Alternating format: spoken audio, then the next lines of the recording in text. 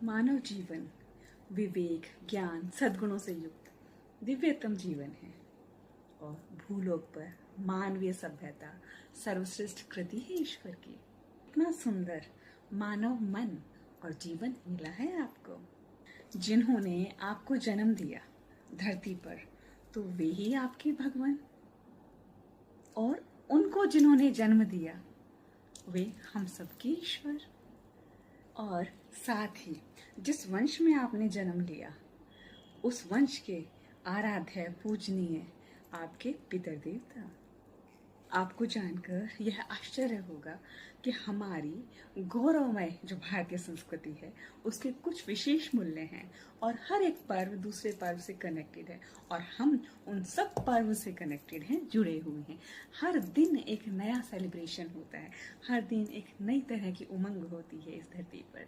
और यह भी आपको आश्चर्य होगा जानकर कि आश्विन शुक्ल प्रतिपदा से लेकर पूर्णिमा तक का जो हम नवरात्र का सेलिब्रेशन करते हैं, उससे पहले भी हम श्री गणेश जी की जो हम गणेश पूजा करते हैं महाराष्ट्र के अंदर, साउथ के अंदर, और आज तो नॉर्थ से लेके मतलब इंडिया के किसी भी कोने में ऐसा नहीं है जहाँ गणेश जी को बिठाया ना जाता हो और उनकी पूजा आराधना ना की जाती हो।